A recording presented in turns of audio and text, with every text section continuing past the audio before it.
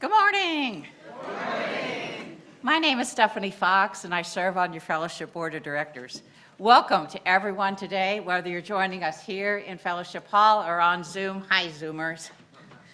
If this is your first time or your 1,000th and first time, we're delighted that you're here.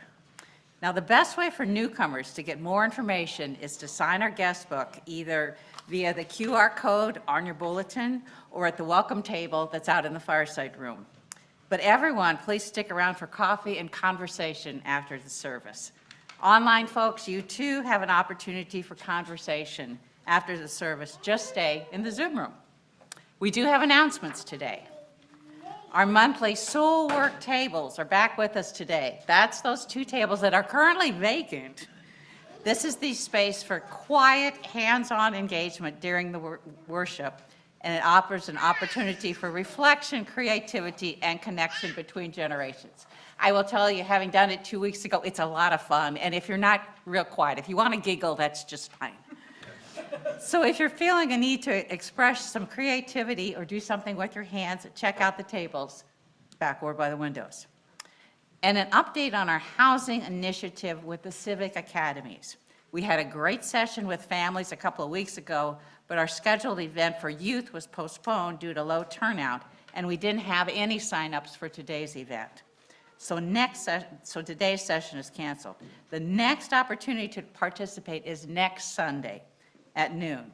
Here's what to expect: a light lunch, some learning about housing and security and homelessness in Ames, sharing stories with each other about your home, and exploring the next steps. Even if you think you don't have anything to say about this, we think you'll find that you do, and your participation is crucial to this project. The folks who attended the family night session found it energizing and a way to get to know each other better. RSVP in the link in the latest weekly email, and y'all come. Again, welcome, and thanks for joining us today.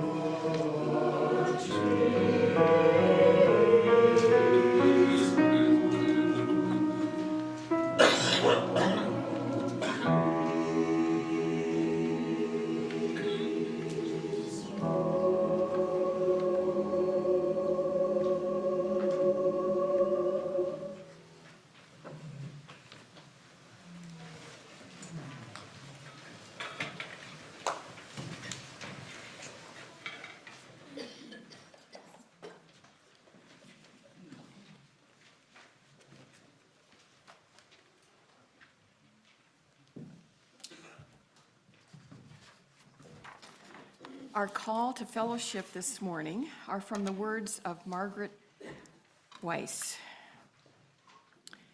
Come into this place with your whole self, the parts that are raw and exposed, the part that is beaming with joy, the part that is seeking the truth, the new, the possibility.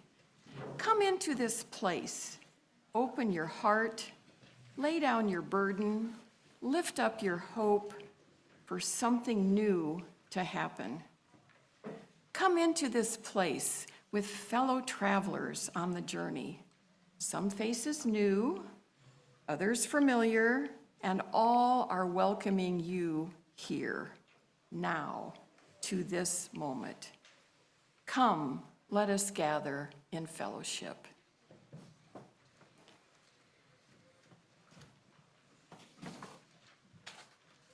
We will now light the chalice, and we'll say together these words. Dr. King said, "Only when it is dark enough can you see the stars." We light this chalice as the symbol of our commitment to curiosity, courage, and compassion, to justice and to peace. And now we'll sing hymn number 16, "'Tis a Gift to Be Simple," and please rise in body or in spirit.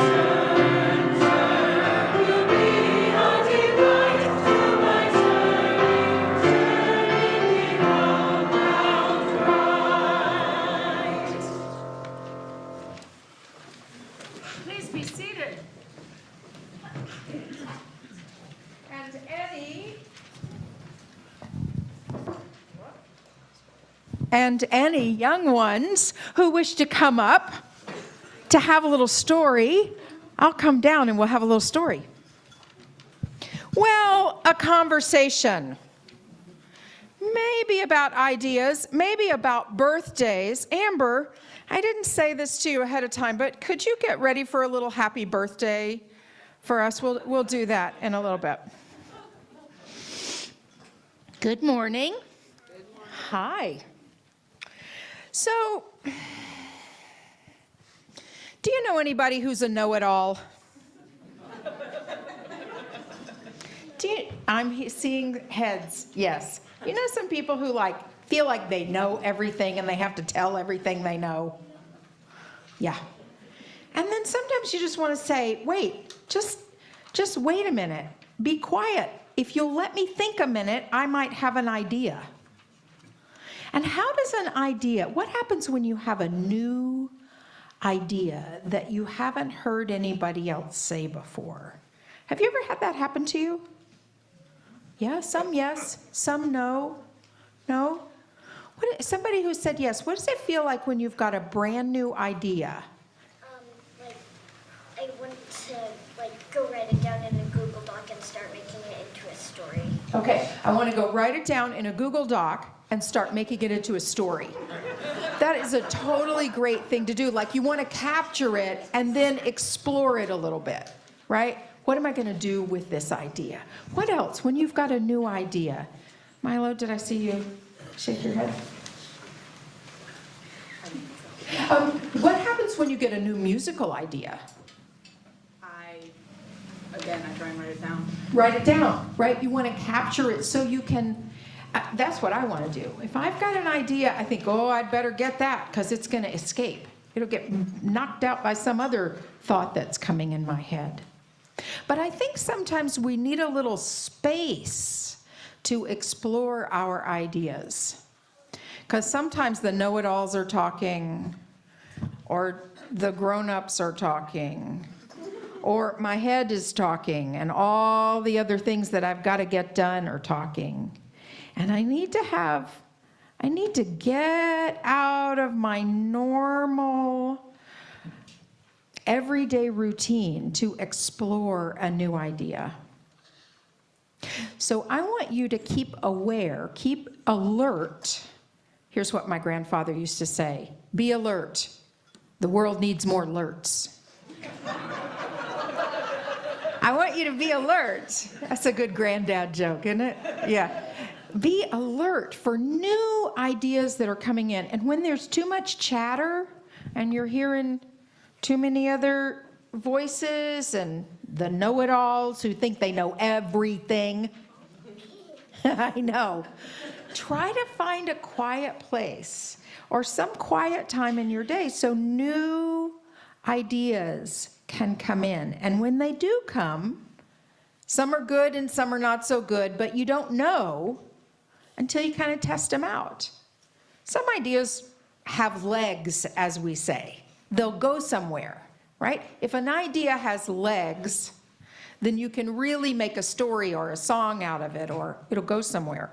If it doesn't have legs, as we say, it won't go very far, right? But you don't know unless you test it out. Well, today we're going to be talking about William Ellery Channing. He was born 245 years ago tomorrow. So we're going to sing happy birthday to William Ellery Channing. And his thing was, he had a new idea. And he was listening to all the other voices and they didn't make sense to him. And so he had a new idea and he worked it out. And then he went out of town to some other people who weren't the usual people that he was talking to. And he told them about it. And that idea had legs. And do you know how I know? Because we are here today, in part because of his idea, his big idea. He was the first one who named Unitarianism. He was the first one who did it. And so that's why we're going to sing happy birthday, William Ellery Channing. Let's give it a go.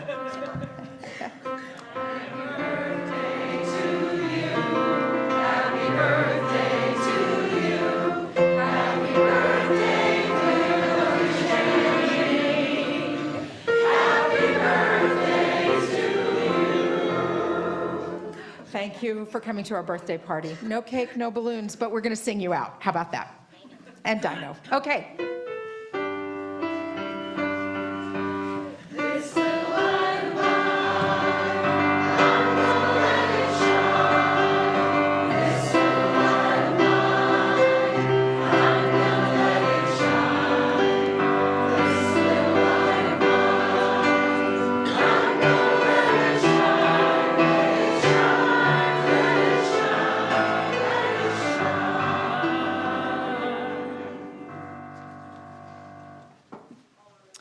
Oh, well, when we gather, we are mindful that two tasks of the religious life are our capacity to give and our capacity to receive.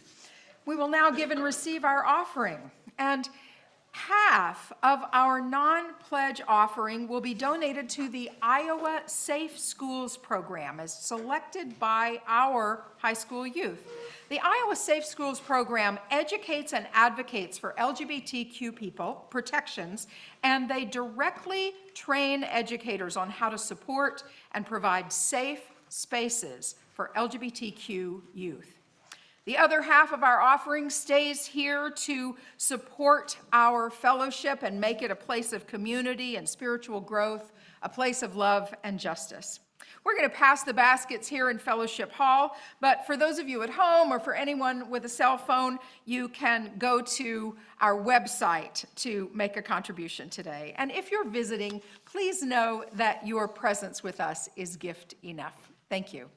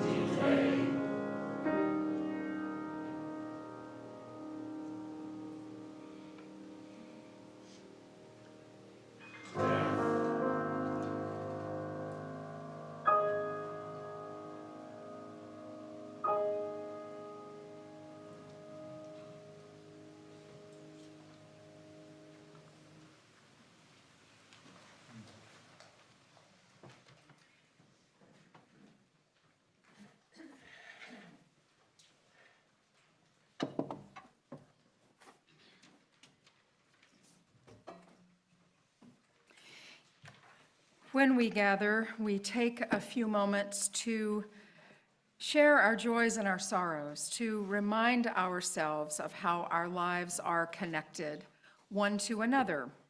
We know that our burdens are lifted when we share them, our joys are multiplied when we share them. We feel less alone by being in community, and that's what we cultivate here.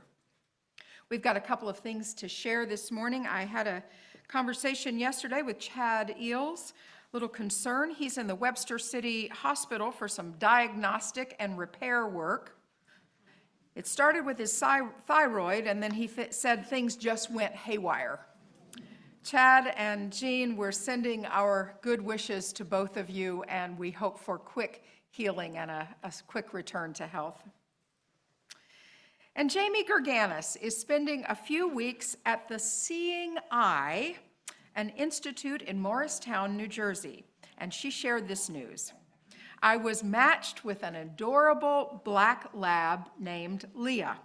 She makes really great decisions and is getting used to me being her master rather than her trainer and my instructor, Oscar. She curled right up under the desk as I sit and write this to you.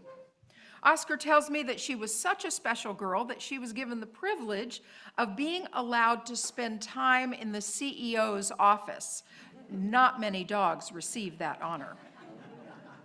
I feel an extra special place in my heart for her since she was named by the lead trainer to honor Lee Johnson, one of my very first instructors who retires this year. Jamie will return later this month, and we'll all get to see Lee, but as many of you know, she's a working dog, and we are not allowed to pet her or engage with her. Jamie's always good at helping us know how to best be present with her, and we'll be glad to welcome Lee to our congregation.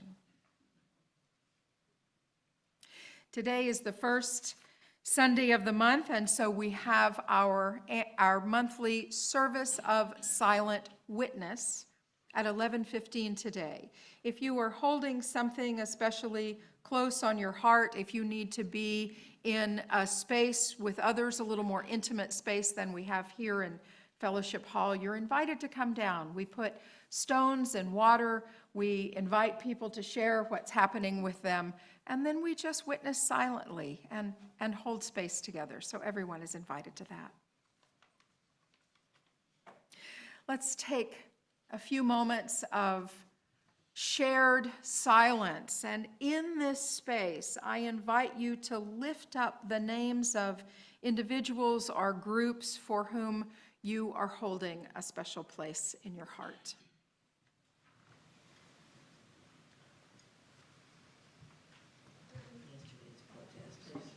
Roger.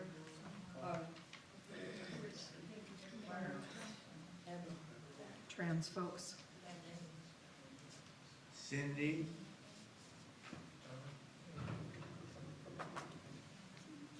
Chang.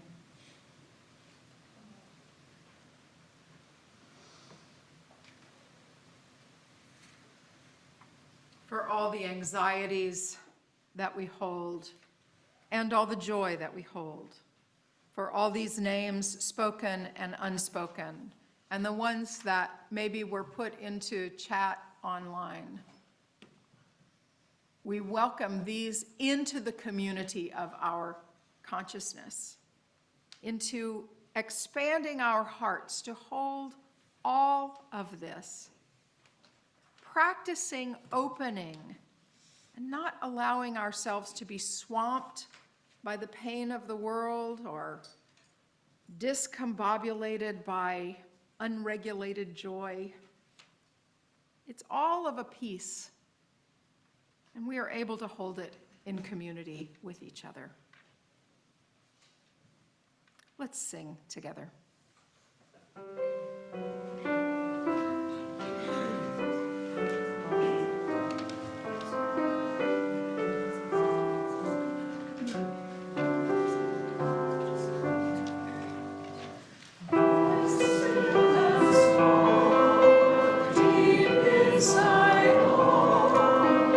I hear you call.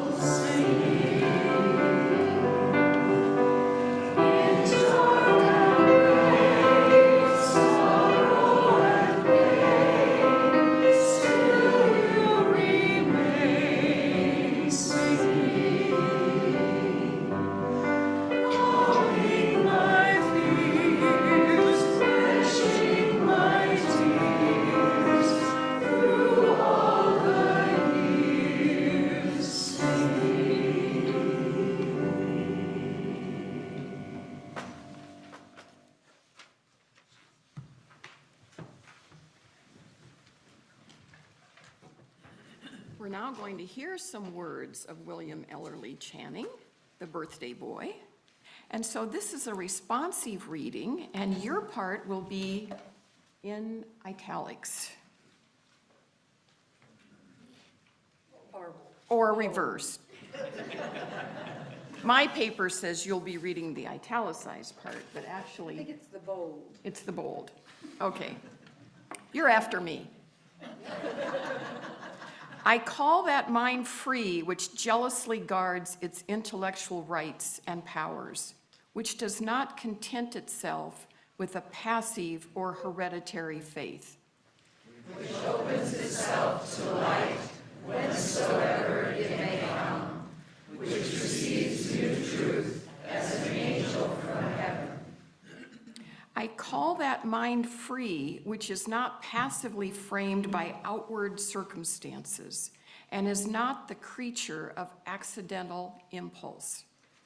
Which discovers everywhere the radiant signatures of the infinite spirit, and in them finds help to its own spiritual enlargement. I call that mind free which protects itself against the usurpations of society and which does not cower to human opinion.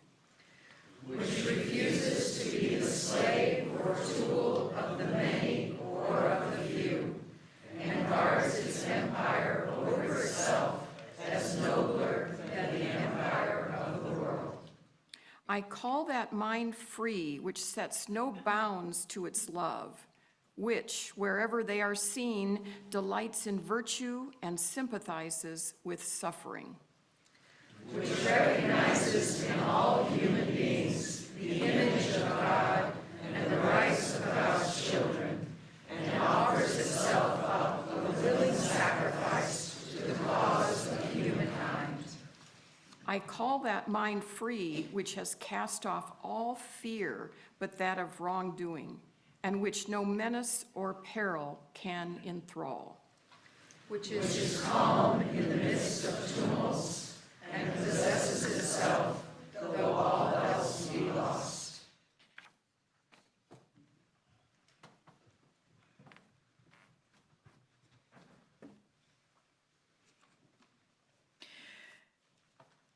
You know, there's a way of deciding what kind of sermon a preacher is going to preach.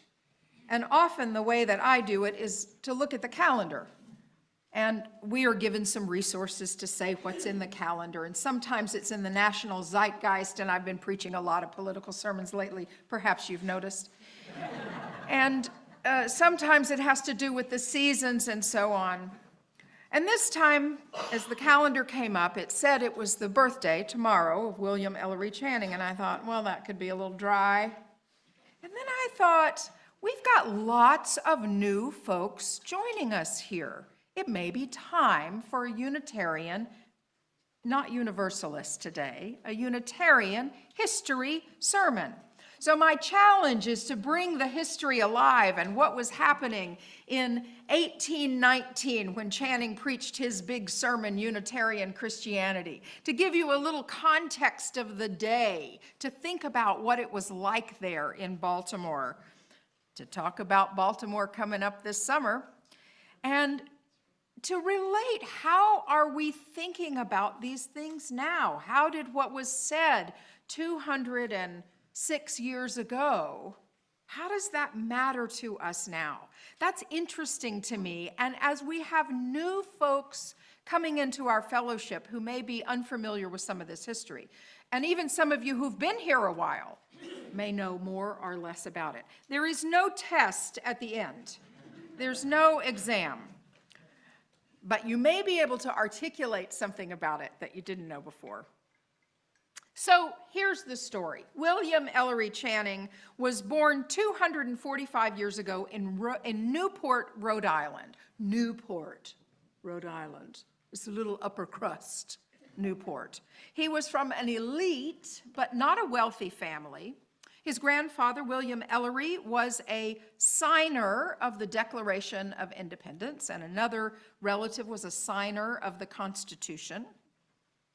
He was raised by Duchess Comino, a former enslaved woman who has her own fascinating history and who would later influence Channing's views on abolition, which were changeable and not always as admirable as we would like. I want to think about how do we engage with our past, not just lifting it up for glory, but engage and wrestle with it as something challenging. Channing enrolled in Harvard at Harvard College at age 14. I know. It was during a troubled time at the college, particularly because of the recent French Revolution. Ideas were in the air. And he later wrote of those early years at Harvard, "College was never in a worse state than when I entered it." Though he hasn't been around right now. I'm recognizing that, yes, yes. Society was passing through a most critical stage. The French Revolution had diseased the imagination and unsettled the understanding of men everywhere. The old foundations of the social order, loyalty, tradition, habit, reverence for antiquity, were everywhere shaken, if not subverted. The authority of the past was gone. Lord, Lord, everything old is new again. Graduating first in his class in 1798, he was elected commencement speaker, though, now get this, he was prohibited by the Harvard College faculty from mentioning the French Revolution or any other political subjects in his address. My. His position was solidly upper class, and his education and what he read and how his views were formed were both informed by the past and that traditional kind of education, but also these new world-shaking, worldview-shattering ideas that were coming in. He became a minister, and there was a schism brewing among the New England churches of the Standing Order. Those were mostly congregational churches, the churches of the Standing Order. Now, we have congregational polity. Who can tell me in one quick phrase what congregational polity means? Robin. The congregation makes the decisions. Well said. We have a denominational body, but there's no mother church like the Episcopal Church would have, or the Catholic Church, or some other ones, who tells us what we have to do, or who you have to hire, or any of that. You get to make your own. Members get to make our own decisions. Next week, we'll have New Member Sunday, and we'll have a new crop of members who will be able to vote in our annual meetings. That's how we make our decisions. Woohoo! Many, but not all, of the theologians of the day were using what's called historical criticism, sometimes called higher criticism. Historical criticism is a way of reading biblical text for context. What was the context in which it was written? What were the people doing at the time? So instead of reading Scripture as a handbook for how to behave, theologians were reading Scripture for how it was written at the time, thousands of years ago, right? 2,000 years ago and longer, right? So Channing is in this milieu with new ideas coming in and new ways to read Scripture. And the Standing Order is saying, no, we know how, we are influenced by John Calvin and Calvinism, and this is how it shall be. And boy, Channing, he's chafing a little bit against that garment, and he finds space to work out his ideas. Okay. Some of you may have grown up Presbyterian. Yes? Who grew up Presbyterian? All right. That's the closest theological relative to Calvinism now.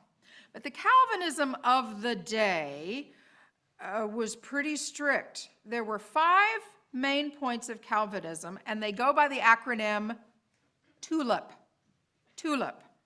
And they stand for this theological grounding of total depravity. Humans, as a result of the fall in the Garden of Eden, are inherently sinful, incapable of choosing God or doing any good apart from divine grace. Total depravity. Unconditional election. God chooses individuals for salvation, not based on any good you do, but only because that's God's will to do. Unconditional election. Limited atonement, Christ's death on the cross, for the sins of the elect, not for the rabble, not for the likes of you. Irresistible grace, God's grace when offered to the elect is powerful and effective, and you cannot ignore it. And the perseverance of the saints. Those who are truly saved will persevere in faith until the end, and God will keep them in his grace and his eternal salvation. Well, that's a lot.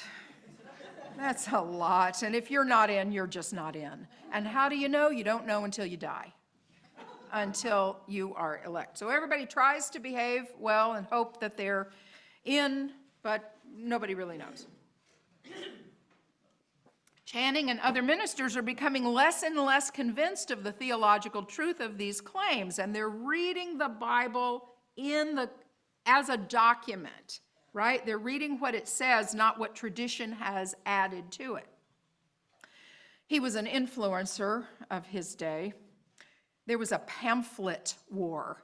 This was the media, the social media of the day were pamphlets, and there were pamphlets back and forth and back. That's how they argued in public space. And by 1810, the 1810s, the Orthodox means the correct believers, had begun to call Channing and his crowd Unitarians. It was a pejorative. It was an epithet. It was kind of like when the detractors called the former president's health care plan Obamacare, and it was a pejorative, and then Obama claimed it, and it was like, yeah, that's Obamacare, all right. So did Channing and his comrades. In 1819, he was invited to Baltimore out of New England. This is significant. He was invited to give an ordination sermon for Jared Sparks. And instead of finding a venue to deliver this big sermon in the Boston, New England, where all the Unitarians were, he went out. He went to Baltimore and used the occasion of this ordination to deliver this sermon. Traveling over 450 miles over difficult roads in a horse-drawn coach, this arduous journey was a marker of how important it was for him to preach this sermon, not for a hometown crowd, but in the South, Maryland, the South, to a wider audience. I'll say about let me tell you about that day. It was a Wednesday when he preached at First Church in Baltimore. That church is still standing, and now it has a big barrel-vaulted ceiling, but at the time it had just a dome. The acoustics were awful. They were awful. And he went on for 90 minutes. 90 minutes. And only the people in the first 2 or 3 rows could hear what he said. Right? Oh, it must have been. I looked to see what the weather was like that day. I couldn't really find out. Maybe it wasn't hot and sweaty, but it was a moment. But they knew how important this moment would be. Channing and his fellow travelers, his fellow thinkers, knew how important this sermon would be, and they had thousands of copies of the sermon printed and ready to go. So even though the first 2 or 3 rows were the only ones who actually heard it, the full church was in the presence of this moment, and they talked about it for decades later. And at that church in Baltimore, they still talk about it. They still talk about it. So what did he say? What was this sermon, Unitarian Christianity? Well, first of all, it was about Christianity. There were 4 main points to the sermon. It's long. I'm not going to read it. I'm not going to give it all to you. Did we get pictures up here? There he is. There we go. There we go. There he is. Using historical criticism, Channing says we read these texts and the Bible, the Gospels, the New Testament, and the Trinity is not there. We do not see the Trinity in the Scriptures. If it was so important, don't you think it would be noted in the Gospels? It's not there. That's what he says. So he lifts up and affirms the unity, not the Trinity, the unity of God. He was a strict monotheist. My husband likes to say, we Unitarians believe in, at most, one God.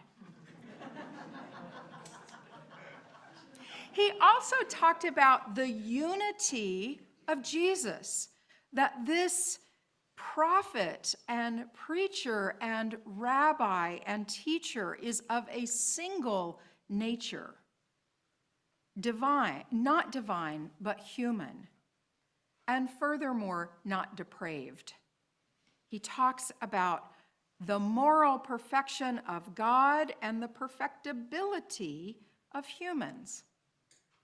This is an answer to Calvinism saying that God is capricious in who God elects for salvation. I'll digress to a joke here. The joke was that the Universalists believed that everyone would be saved. No, wait, let me tell it right. The Universalists believed that God was too good to damn them, and the Unitarians believed they were too good to be damned.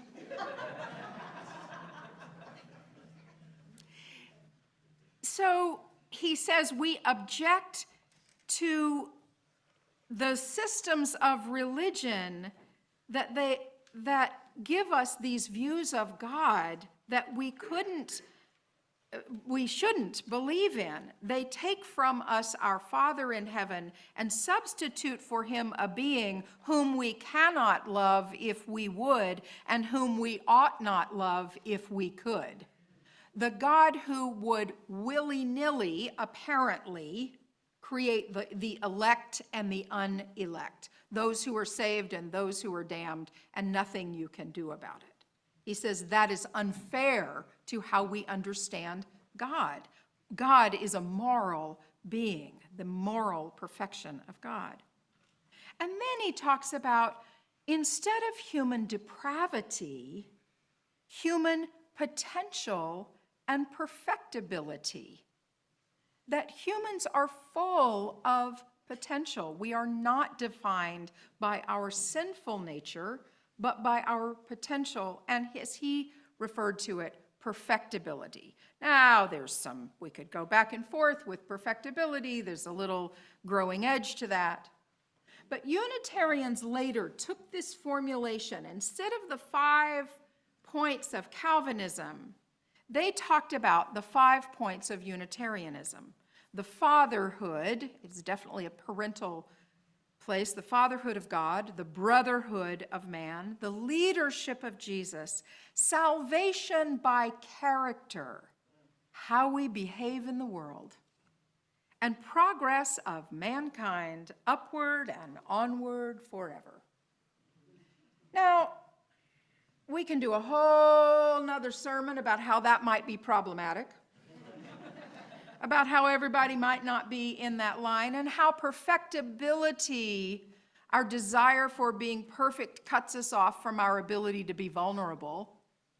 There's a balancing act in there. But what was revolutionary in this moment was, yes, we are, in fact, Unitarians. And here's how we make meaning of the world. And this is the way. We look at it in Scripture, and this is the way. We've got a couple of other photos here. We've got, there's on Boston Common right across from Arlington Street Church. And then you'll see his grave site there in Cambridge, Massachusetts. I think I'm going to give us just a little moment here.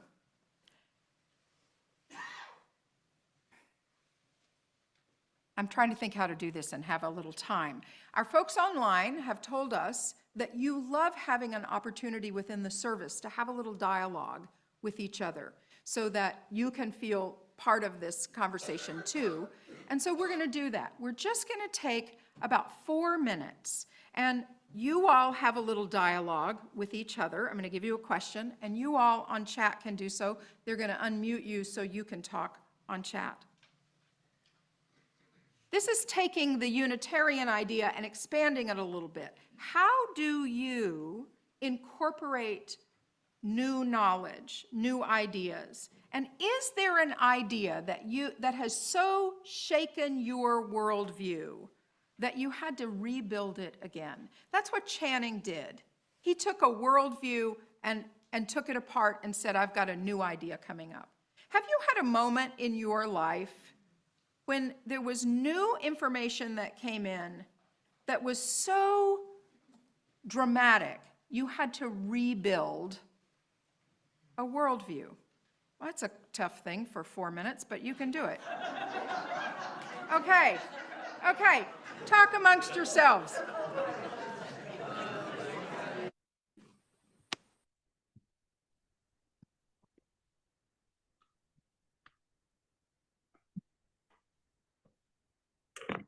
Hi, everybody.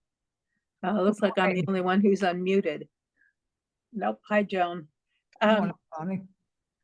Jane, Wes, and all the rest of you who haven't unmuted yet. Yeah.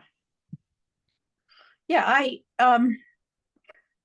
just want to tell you, this came up in the membership meeting, that membership committee meeting, that we were feeling very isolated and really wanted to be part of the service. So I really appreciate the fact that she did this. So please make this worth our while. Unmute and communicate. Well, Bonnie, I can't come up with anything where I've changed my thoughts. Maybe other people will say something I agree with it. But when I read about or heard Kelly talking about Channing, I certainly understood why I am a Unitarian. I've never doubted that I wasn't, but 200 plus years ago, it's still so right on with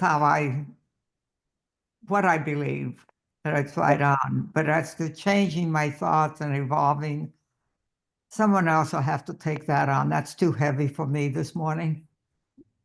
An idea comes to my mind, who influenced me? Well, pragmatism.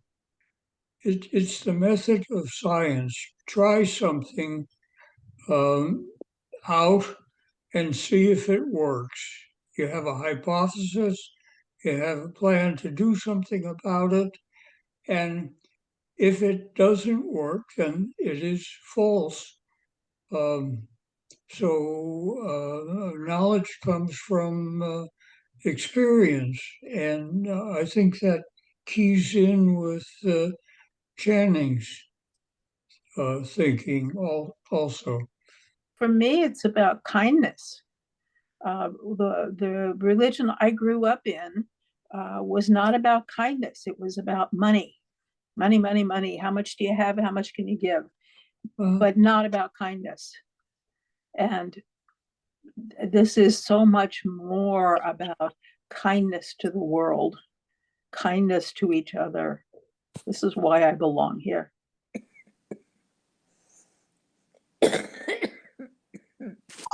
This is Kitty. Can you hear me okay? Yes.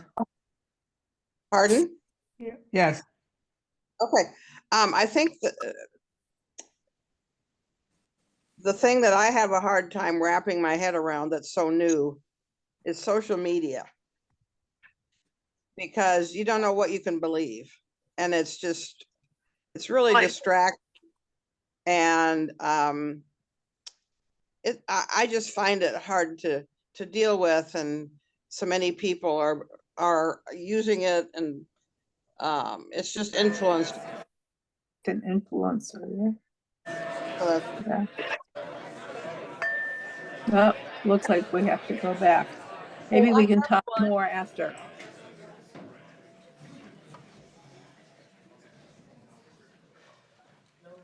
We learned some things from each other. Thank you for engaging in that. What does it mean for us today? How do we incorporate these new ideas? I said this not long ago in our new member pathway to membership. The way I think that this comes forward to the Unitarianism and Universalism that we know today is that we use modern methods to discern ultimate reality. That's why we revere the scientific method, right? That historical and higher criticism to me is a straight line to the scientific method. How do we understand what it means to be human, what it means to be in this world today? We read and study the results that we see, right? We look at context, we look at how relationships go together. And to be a liberal religious person means that we see this world as it is, and ask the deep questions, and every answer leads to another deep question. To me, that's how Unitarianism comes forward. Also, the theological pieces, which you can believe or not believe, they may or may not speak to you, but this sense of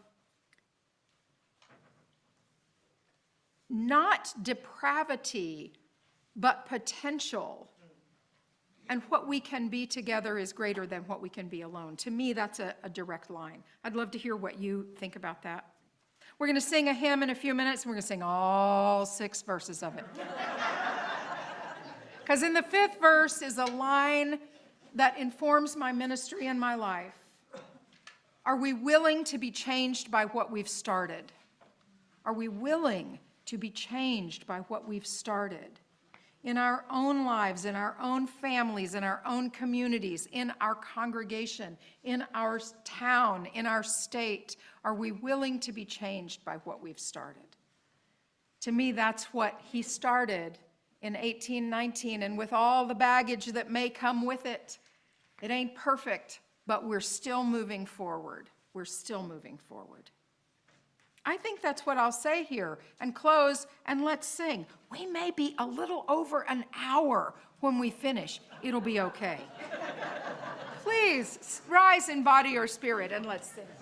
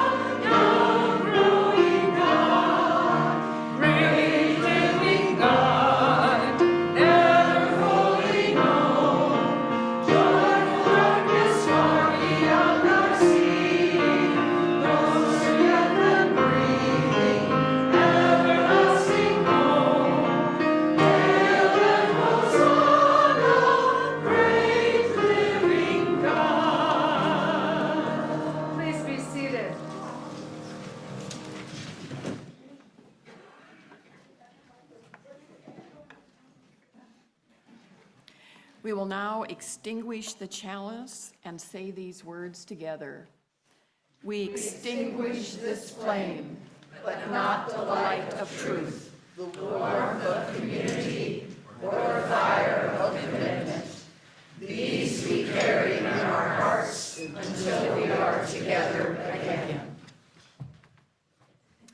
So much gratitude this morning for Jen Rogers and the Ames Chamber Artists. Thank you so much.